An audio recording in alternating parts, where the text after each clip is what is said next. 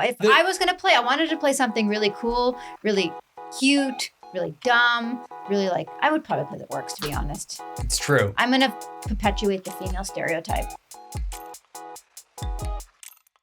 Welcome back to inreallore. I have been told today that Nick is going to teach me, his wife, all about the Tau.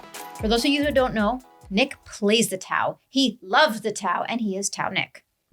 I'm Tau Nick the second, because there's already a Tau Nick on YouTube. I know, I referenced that. I know. Play on Tabletop has Tau. Yeah, no, he's Tau Guard Nick now. Oh, no, okay. He's abandoned. We have a few Tau Nicks in our Discord, too. So there's a, 100%.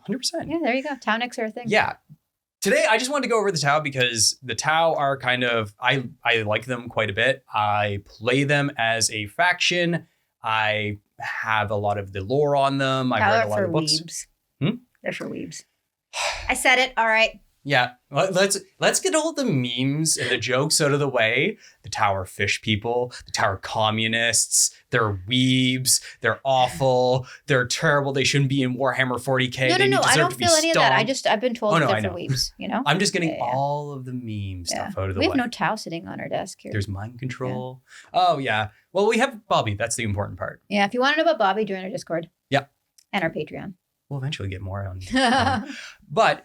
So I wanted to talk about the Tau because they're one of the smaller factions, but they're going to be having some upcoming lore that's going to be coming out around Farsight, given a lot of rumors that are coming out with a new model specifically for that character. And I wanted to get into a little bit about who they are, dispel some myths, as well as give you an idea of what you see me play all the time, all the things I have on the table. You mean all those the time. robot people? The robots. Yeah. So. I know nothing about the Tau. I know we did an Every Factions Explained video, but I didn't listen. I'm not going to lie. I did, I was building, but I didn't listen. Yeah. The Tau, I'm going to start off by telling the story of where they come from, give you a bit of an idea of the characters, the different factions and different parts of the Tau Empire, and then how they play on the tabletop nearer to the end, so that way you have an idea. To start, about 6,000 years before the current time in 40k, so the 35th millennium, there was an Adeptus Mechanics exploratory ship that was going through the eastern fringes of the galaxy. So if you were to look at a map of the world and just put the Milky Way over it, you would have the eastern fringes over here. Terra, Earth kind of sits in where America would be. What's Terra? Terra's Earth. Ah, okay. It's the center of the Imperium. Mm-hmm. So eastern fringes are pretty far away from the center of humanity. This Adeptus Mechanics ship is exploring to find resources. So planets that would have significant amounts of metals and other resources that they could take advantage of. They're also looking for any lost human colonies to say, bring them back into the Imperium. They're also looking for any lost worlds of technology. So if there's a world that has an STC, which to them, knowledge, they can build new pieces of tech with it. So I think I remember this part of the Every Factions Explained, but do the Adeptus Mechanicus have the multiple arms hanging out of them? Yes. They're the flesh. They're the flesh is weak people. They have the mechadendrites that pop out everywhere. It just reminds me of Doc Ock. A little bit, yeah. Yeah, they look quite a bit like Doc Ock. Yeah. So this ship is going out and is just looking for new things. And it happens to come upon this world with a Xenos race on it that... Define Xenos. Aliens. Okay. So just some aliens sitting there. They are just coming out of the Stone Age. Yeah. Learning fire. And they're like, okay, nothing of real importance here. Don't really need to worry about it too much. Mark for Exterminatus. And let's come back to it later. I remember this, yeah. So... what that would happen is normally they would come back and be like, okay, filthy Xenos, wipe them off the world, but it's not important enough. There's not enough resources in that particular sector or on that planet enough to warrant a direct intervention. As soon as the Adeptus Mechanicus leave, a warp storm culminates around the entire sector, blocking all travel to this area of space. Why? Unknown. Okay, so this is not like the doing of any... Think of the warp as like the sea. Sometimes there's No, I think of the warp as just doing stuff for the storyline. I'm not going to lie. Because the warp, Sister of Silence, the warp, blanks, the warp. Yeah, that's right. You're not wrong. Storyline. The more and Plot. more I learn about Plot. 40k, the more and more I realize they just make stuff up. They absolutely just make stuff up purely for the shiggles. Story. For the shiggles. For story. But in the story, the warp acts kind of like the sea. Sometimes it's calm. Sometimes there's storms. Sometimes you'll be able to pass through without any issues. Other times it may take you months to get through a simple travel spot. But this sector of space entirely cut off for 5,000 years. No one had contact. No one had any entrance or exit into this area of space. Now, when the warp zones reopened, those Stone Age like aliens had gone from putting two rocks together to having rail guns, plasma guns, interstellar travel, and had created an entire empire with technology that rivaled the Imperium. Why is that? Is it because so much time went elapsed during the warp storm or what? No, because 5,000 years is not that much for progressing that much in technology. Humanity to get to where it got to at its height was 20,000 years. So in 5,000 years, they had done what humanity had done in a fourth of the time. So that means they're just awesome. In the internal of that warp storm, what had happened is that alien species that was on that planet had kind of subdivided into 4 distinct tribes. There was those that lived in the plains, those that lived in the mountains, those that lived along rivers, and those that were building up cities, essentially. And they were constantly at war with one another. I thought the Tau were supposed to be nice people. Tau's for good. Yeah.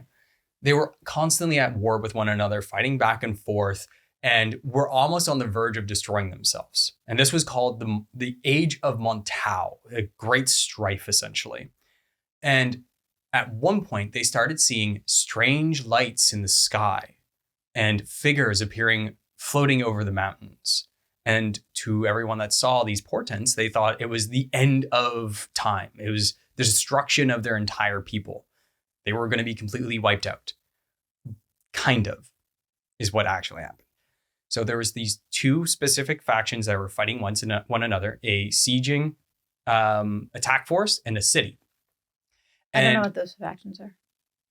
It doesn't really matter. Are they Tau factions? They were Tau. They were just aliens. Some people showed up, calmly talking with everyone around them. One went towards the attackers and one went towards the defenders. And they spoke with the leaders on both sides. They had a sense of authority and sense of diplomacy. Everyone felt like they needed to listen to them, needed to understand what they were saying. And these people were the Ethereals. The Ethereals worked both sides out and said, hey, we don't need to fight each other. What we can do is instead unify and work for the greater good. Who are the Ethereals? The Ethereals are the leaders of the Tau. So these 2 people that came in, they weren't from the Tau world? They weren't from any of the other tribes. But they were from the Tau world? They were from the Tau world. They are Tau. Okay, I have to get a big question out of the way. Sure.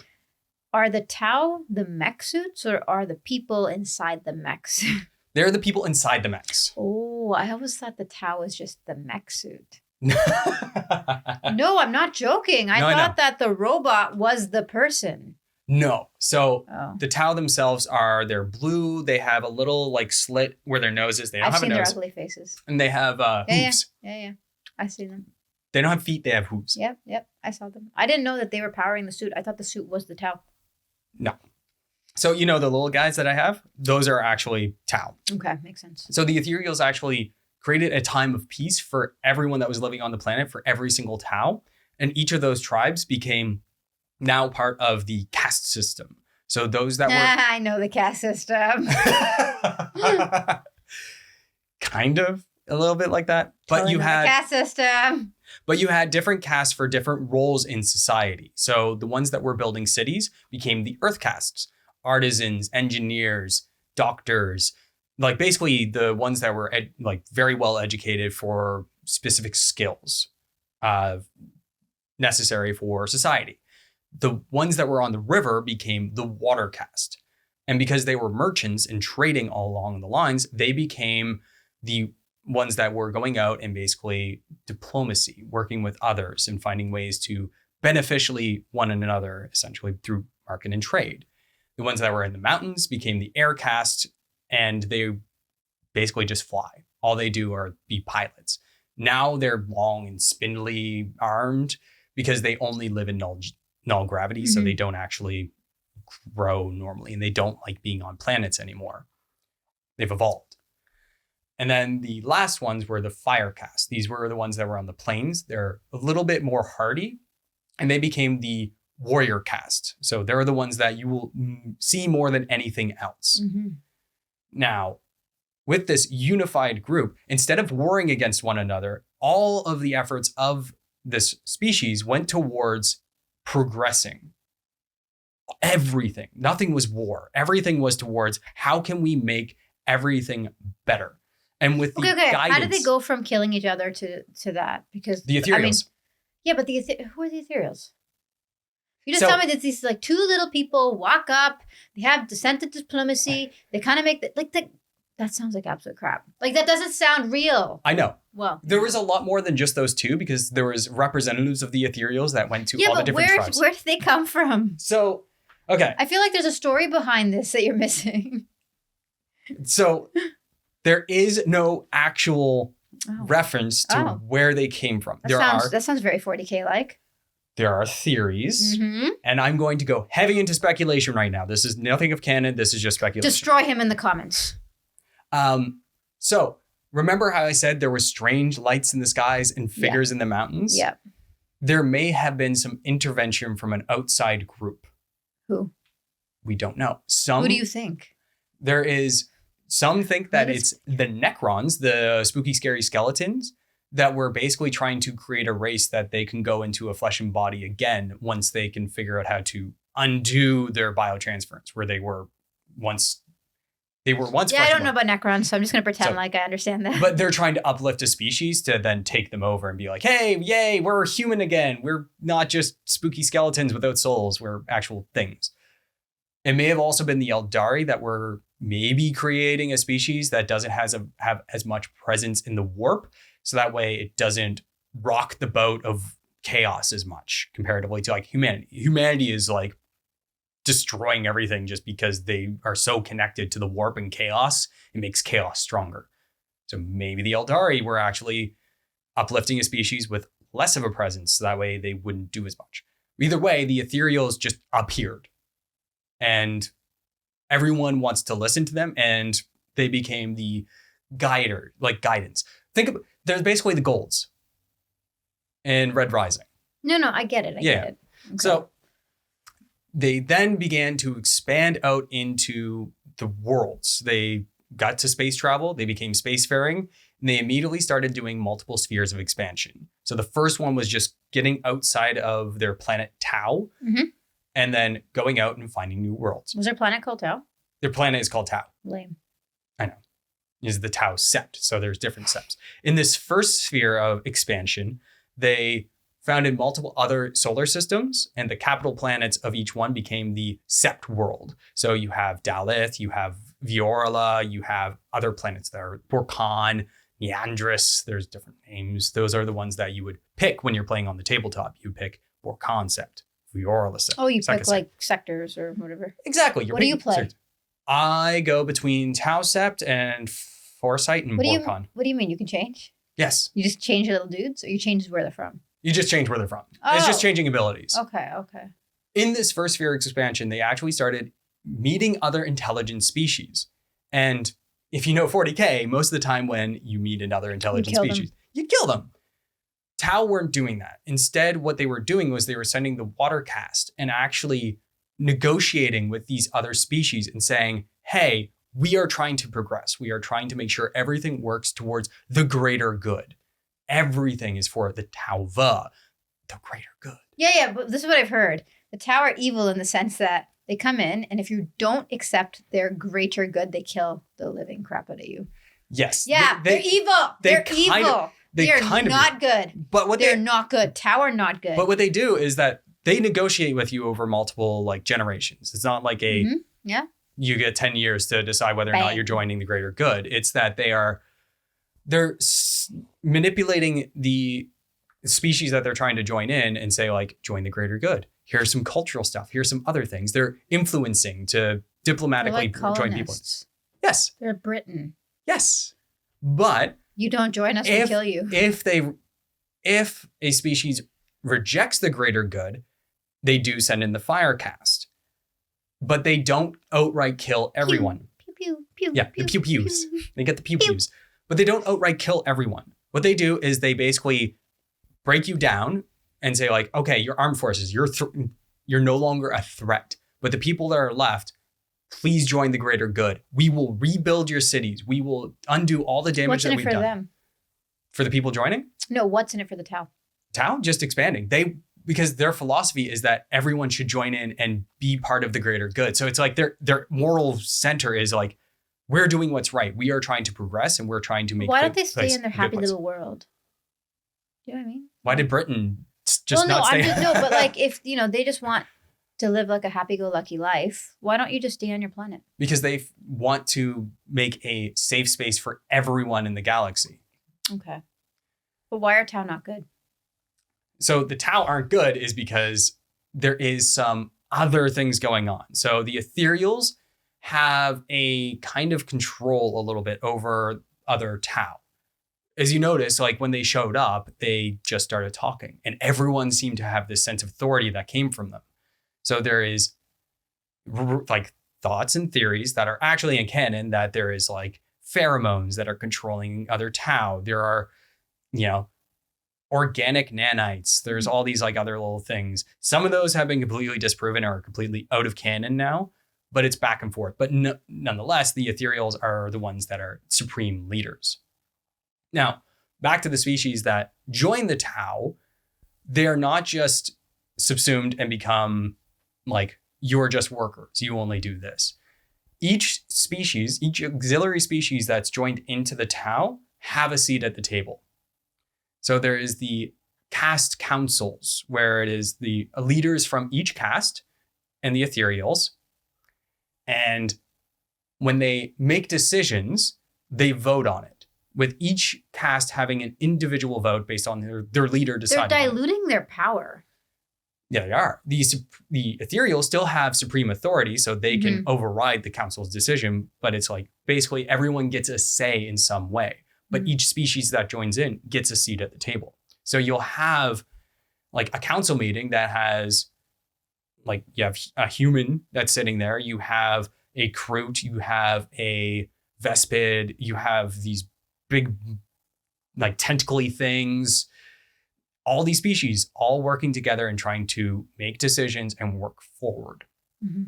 So the first sphere went out and they founded a bunch of seps.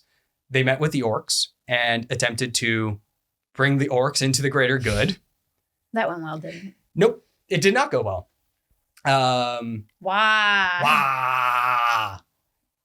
They still attempted multiple times to bring the orcs into the greater good, but failed each time. They then actually found a way to travel not faster than light, but they have a drive, a CTR drive, that allows them to go sublight speeds. So they could expand further into the second sphere of expansion.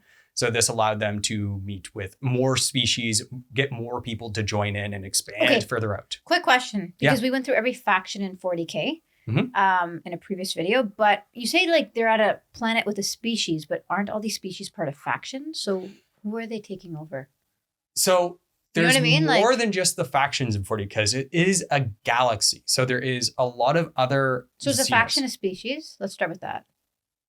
Like what defines a faction? A faction is one that's big enough to have some kind of influence on the greater scale of the galaxy. So they're a species. Yes. Okay. So there are other aliens that have existed. They may have had empires in the past, but humanity kind of did the human thing of, hi, you're an alien. Bang.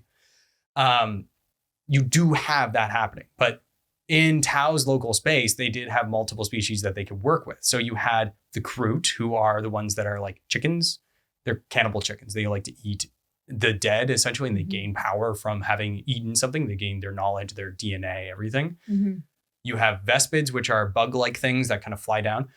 We only have those three on the tabletop. So which ones? The Tau, the Kroot, and the Vespids. Those are the only auxiliaries, as they're called, on the tabletop. Oh, you mean part of the Tau ecosystem? Part of the Tau game, essentially. Okay. You do then have things. Oh my God, are those the disgusting things that you were painting? Yeah. Ugh. Well, Piper makes versions of them. Yeah, yes. But they were gross looking. They're awesome. Don't make fun of the cannibal chickens. You have those 3 that we get to see, but there's a whole bunch more. So you have the Nikazar, which are basically, you know what a Tardigar is? Nope. The little, they look like bears on a microscopic level. But either way, they're giant polar bears that have psychic powers. Okay. They're polar bear wizards. Yeah. You have the Nagi, which are they're colonies of worms that have mind reading abilities. Yeah. You have. Oh, isn't that one of the what was the comment someone wrote to you? I want to be your worm. No, it was like. Oh, it's babe, would you love me if I was a worm? The Inquisitor one. Yes. You do have humans that have joined in, and they're called Guevesa. Literally, human helpers is what it is translated from. You have Vorg, which are kaiju. Mm-hmm. They're literally like night size of a knight. These are people that the Tau have taken over? Yeah, or and assimilated into their group. The Vorg are basically that size, but they're very peaceful. They're really like happy-go-lucky. They just want to hang out, but they will take down a Titan. Yeah. We don't see any of this in the tabletop, though. They're too cool to talk about and see. So Moji is making an appearance in our video for like 5 minutes. Okay. Aw. Dog wanted to be put in the video. He wanted to join in. Another type of species that's joined in, little buddy. Another species that's joined in is the Demiurge, which were considered to be like humans, but shorter and stouter. We now know that those are squats. They're dwarves. Space dwarves. Oh, cool. So they're their own faction now. They're the Leagues of Votan. They're like itty bitties. They're little itty bitties. They're like itty bitties. They're rock and stone, but there was a lot of technology that they traded back and forth between those two. Should I put him down? This is really cute. It is really cute. Should I put him down? Maybe. Buddy, it's okay. You also can't get to the mic. I know. So it's going to be hard. Can I just have like 2 minutes of cuddles? He's really You can have 2 minutes of cuddles. Look at him. Second sphere went off. They met with a huge Wa on Arkanasha, which is where Farsight was actually first fighting with the orcs at one point, and where he started kind of having doubts about the Tauva in general and the Ethereals. But I'll get to that once I talk about Farsight. The third sphere is where the Tau first actually encountered the Imperium. They were working. Can you remind me what the Imperium is? The Imperium is humanity. Just like... The Imperium is the humanity. Basically. So like just the Guard. The Guard, Space Marines, Adeptus Sororitas, Knights, Titans. Oh, okay. Admech, everything. Everything that is human is Imperium. Admechs are human. Oh, yeah. But they're aliens. No. As you can tell, I'm not retaining anything you're telling me. It's fine. So they first encountered the Imperium, and they were taking over human worlds like, what is the name of it? They called it Mogoloth Bay. I can't remember the actual name of it, but they took Mogoloth Bay, and they were hearing from the humans that the Imperium was huge and the God Emperor was everywhere. And Tau didn't care if you were worshiping the God Emperor, as long as you're working for the greater good, who cares? But they're like, oh, there must be a lot of propaganda. The human empire can't be that big. There's mountains that move, giant titans walking robots. No, that's just propaganda. That can't be real. And so they actually did get in a couple skirmishes with them against the Guard. We're like, okay, we can do this because, the Tau have really, really good technology. They have rail guns that are shooting depleted uranium slugs at like 0.1 of light speed, which when it hits you, just eliminates you. It destroys tanks, everything. And they were fighting against the Guard, and we're like, oh, okay, cool. They're retreating. We've won. We've won against the Imperium. We've defeated them. And then a huge fleet came in with Titans, with everything else. And what was called the Damocles Gulf Crusade, which actually drove the Tau back to one of their main sept worlds, Dalith. There's some things with that, but the Tau were actually able to hold off the Imperium in a lot of these worlds when they were actually able to get into fight. It was just more of when it came to attrition, humanity had more to put into it. There was White Scars, multiple Space Marine chapters were involved that were trying to fight the Tau and just completely eliminate them. It only ended because humanity basically took everything that was in the Damocles Gulf and burned it to the ground. They destroyed every single planet, every single solar system, and just said, nope, don't come over this line. We have for other the things. Tau, like the humanity said, I killed this, I killed this, I killed this, I killed this, and leave me alone. Yes. Okay. I didn't know the Imperium was that strong. Oh, the Imperium is huge. The Imperium is like... I know everyone keeps saying praise the Emperor, but I didn't get it. The Imperium is a horde army. So wait. Oh my God. Apparently I'm bored of what you're saying. I'm your wife. It's probably true. Yeah. But like for the most part though. Yeah. Everybody who's the Imperium of man praises the Emperor? Yes. Yeah, I don't listen to you at baseline. I'm sorry. The only one that doesn't is the Admech, but they do it in their own way. Mm-hmm. They just say he's the Omnisaya, God machine, praise the God machine. But you don't say anything against the people that make all your stuff, right? So the Imperium mostly backed off as well from the Tau because a Tyranid hive fleet was actually making its way towards like big mass centers of the Imperium, and the Tau had to fight against them. Now, this is where the Tau have their best part and why I think they fit better in 40k than what a lot of people give them credit for. Because a lot of people say, oh, they're the good guys. They don't fit. They don't fit the aesthetic. They don't fit the grim, dark aspect of everything. The thing is, they're naive. They feel like they can make everything better. They feel like if everyone does work together, everything will become good. As it's proven, they can't work with the orcs. They tried to bring the orcs into the greater good multiple times, failed.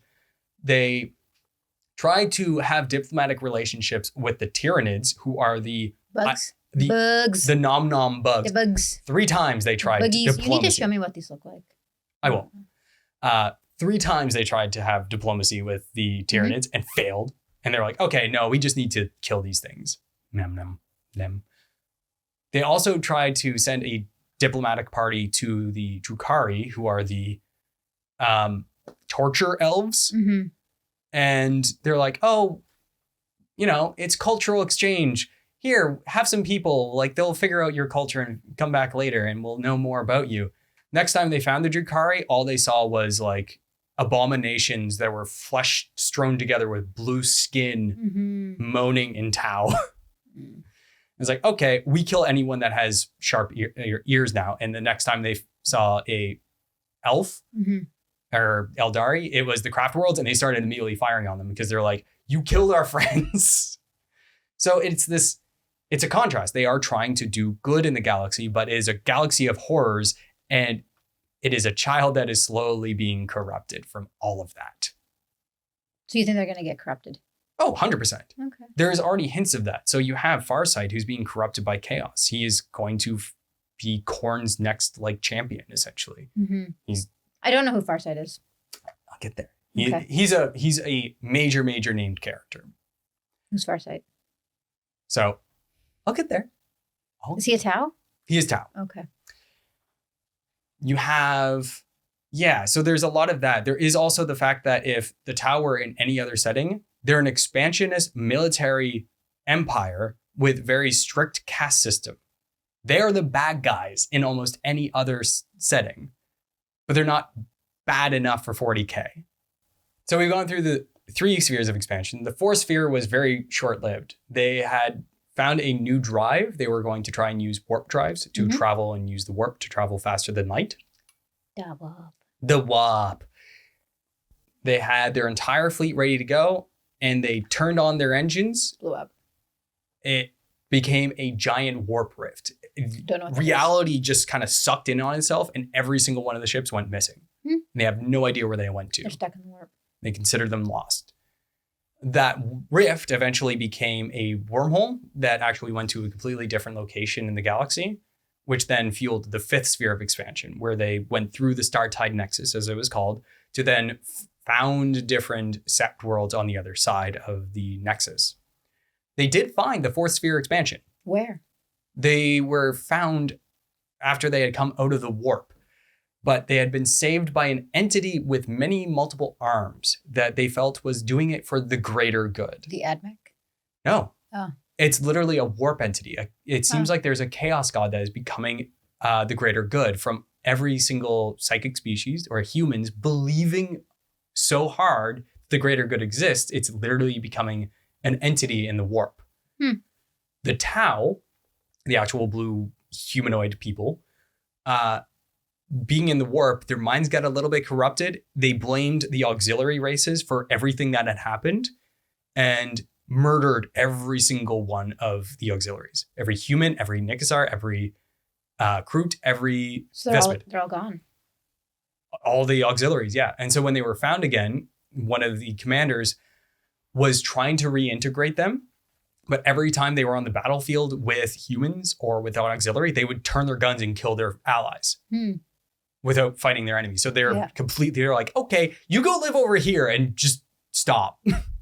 Stop doing your things.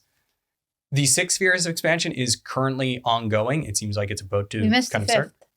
The 5th was the one where they went through the Startide Nexus and through the wormhole. Oh. Yeah. What was the 4th? The 4th was the one that kind of imploded in on itself. Oh, you kind of mix those two together. Yeah. It's the 5th went on and then found the survivors of the 4th Sphere of expansion. Okay. So that gives you an idea of the Tau. Now, I want to talk about the battle suits. First off, why do people like the Tau?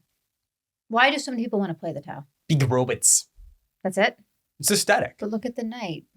Yeah, but there's something about the aesthetic that a lot of people really enjoy. Weeps.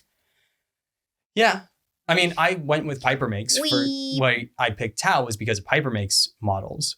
And I really enjoy that. It's also sometimes the playstyle and also having something that is trying to do good in a galaxy of horrors and just failing miserably time and time again. So the battle suits are what the most people like about the Tau. They are your, like you've seen the ones that I have. They're kind of bulky, but the Tau fire warriors actually sit up in the fetal position, essentially, are hooked up into the system neurologically and actually control the suits directly that way. There are millions of these suits. They're basically the main bulwark of the entire army. Like the big ones that you play with? The big ones are more rare. Okay. The main ones are the ones that are like yay big. Those are called the crisis suits, XV8s. Okay. But you have stealth suits, which is basically just... Oh, I hate those things. They're wrapped... it's basically just a small bit of armor, but it has stealth capabilities, so it actually has full camouflage capabilities. You then have the XV8, which is your main battle suit. You have commander suits, which is either the Cold Star and Enforcer, and those have different capabilities. The Cold Star just goes fast. It goes fast. XV8s, which is the ones that have railguns sitting on top of them, and they don't have any jetpacks or anything. All the suits typically have jetpacks, which enable them to fly around and move, have mobility. And then you have the big Riptide and the Storm Surge. So you do have bigger and bigger robots. Tau, at first in the lore, didn't have those bigger suits, but after encountering the Imperium multiple times, they're like, okay, we need a way to combat the Knights. So they made the Riptide. And then they're like, oh, there's Titans. Bigger. So they just kept getting bigger and bigger and bigger. Yeah, yeah. Up to the Taunar, which is one it's about yay big. And it has like 3 railguns on top and a bunch of like ion plasma weapons. Okay. Their technology is quite a bit better than human technology currently. Like the lasgun, yes, it can blow off an arm and it's a laser Isn't the rifle. lasgun the weakest? It is. The plasma, the plasma rifle or the pulse rifle that the Tau have on their normal like infantry is a better weapon and actually can deal a significant amount more damage. Isn't it just overkill for humans though? Kind of, but you're doing everything is overkill in 40k. Yeah.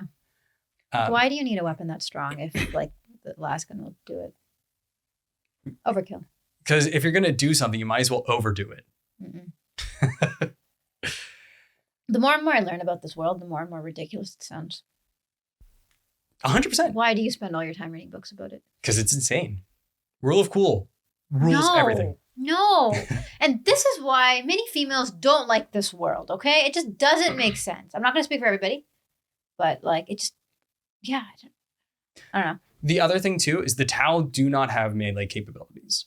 I know, because when I fought you, you got destroyed. So it is because they are, because they're so high technology, they see getting a melee a failure. I know. I Because charge you. That's what I've learned. You charge Tau. If you, all of their weaponry is long range. So typically it's not on the tabletop because it's kind of difficult to do it that way. But if you're seeing the Tau, there's already a bunch of volley of fire coming towards you, or you're in melee range and you're going to wipe them out. But like Tau have their railguns and their shots that can shoot across a continent and destroy you. The point is that they're modern tactics almost. They're a mixed weaponry army instead of being, run up with a power sword and go in the trenches and that kind of thing. So it's more realistic sci-fi like tactics essentially.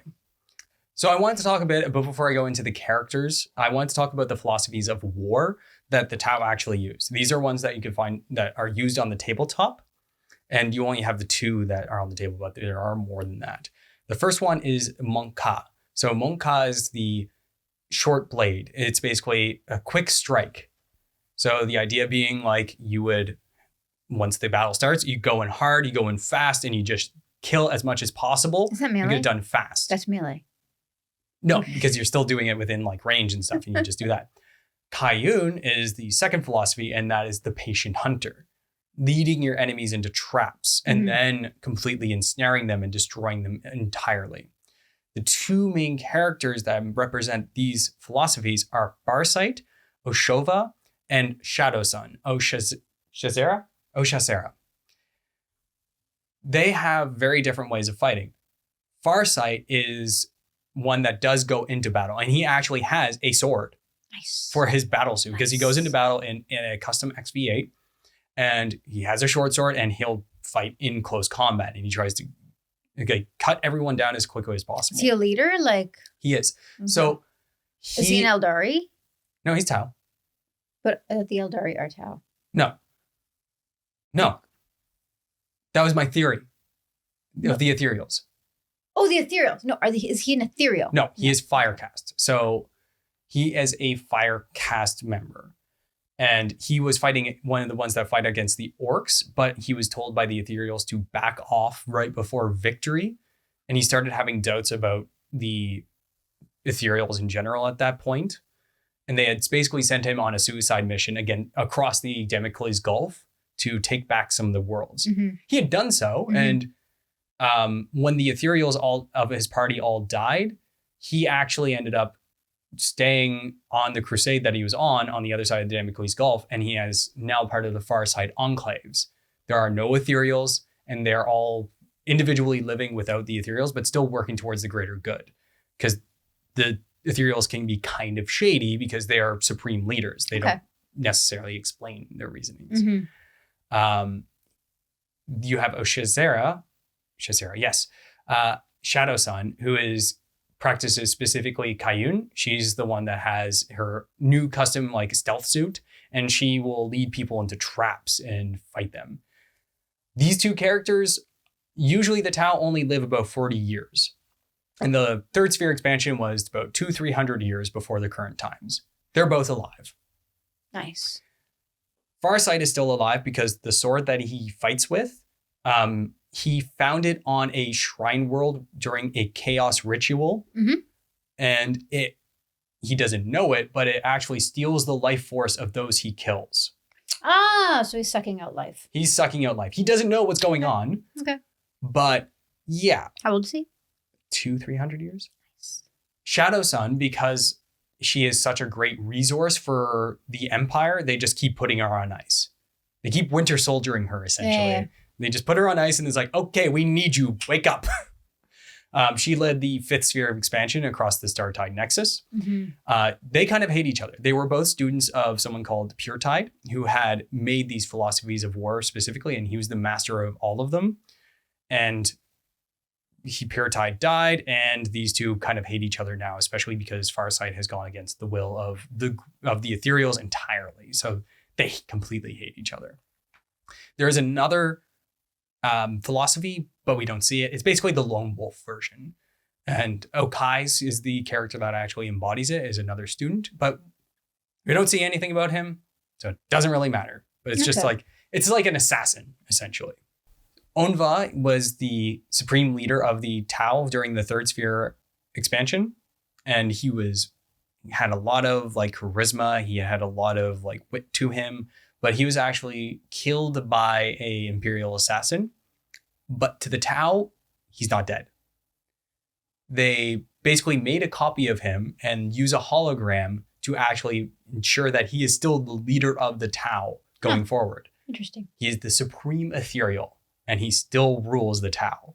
The last bit is the tabletop aspect of the Tau. So the Tau, you have battle suits on the battlefield, you have fire warriors, you have Groot, but the Tau aren't ones that are going to typically go into melee. They're going to sit back, they're going to be mobile, and they're going to shoot.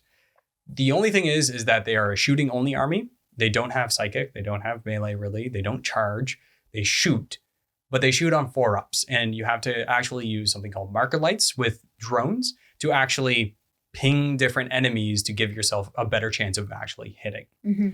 They're a tough army to play simply because you have to really think about line of sight. You have to make sure that you're always kind of being dodgy with everything. And it's why a lot of people don't like the Tau in general, because they're not interactive. Mm-hmm. So a lot of armies, you'll have interaction. So if I charge you, you can overwatch me. Yeah. When we're in melee, I can fight back. If I can't shoot you, I can't shoot you, and you're shooting me. Mm-hmm. So it's a lot of less of interactability, and it's a lot harder to actually fight them, and it doesn't make it as good to play. Mm-hmm. So it's why people don't like the Tau simply from I thought people tabletop loved the Tau. People do love the Tau. But those that don't like the Tau are very, very vocal. Yeah. And you'll see that. I think there's better ways of making them evil, which is where a lot of the lore is kind of being weird. There's the Farsight books, which made the Ethereals like mustache twirling villains. Like they killed someone just because we needed him dead. There is the mind control aspect that is kind of back and forth because kind of is there, but it's the same thing as like Primarchs. Either way, that's the Tau. All right, Sonam. So that's the Tau. What do you think? I'm not going to explain to know anything about the lore. They are weird blue aliens, and I don't know. I just don't. I don't see the. I don't see why people love them as much. Like, I mean, orcs, cool. Dwarves, awesome. You know, like the weird harlequins, like awesome. But like this, I don't know. I feel like this but I feel like they're overloved. I don't know. I don't know why people love the Tau so much. I mean, people can tell me down below why they do, but I feel like there's so many other cool factions in 40k to deal with. I have a suspicion that there's going to be a lot of, I'm just telling you. I don't know why people like the Tau so much, based comments. I don't know what that means, but I'm just going to tell you, I know you love the lore, you love the things, but like, I feel like they're just not my type of people. That's fine. And like, I don't know. If I was going to play, I wanted to play something really cool, really cute, really dumb. Really, like, I would probably play the orcs, to be honest. It's true. I'm going to perpetuate the female stereotype. But that's the thing is with 40k is it gives you an opportunity to play anything that you want. You know what I feel like when you tell me about the Tau? Bleh. Bleh. Bleh. Bleh. That's my feeling about the Tau. I'm not joking. I'm going to get reamed for this, but that is my feeling about the Tau. And I mean, if you want a wife's opinion about it, yeah, that's mine. I don't think you're going to get reamed. I think you're going to have... Bleh. You're going to be vindicated in the comments. And that wraps up our Tau episode. Stay tuned when we talk about different factions that are a bit cooler next time. All right. Comment down below if you agree with Sonam. Comment down below if you agree with me. Comment down below if you hate both of us. Just an engagement. Oh, and like, subscribe, share all this stuff. We are a podcast, but we are also on YouTube. If you want to support us, we have a Patreon page. We also have YouTube memberships. Links are down below. Until next time.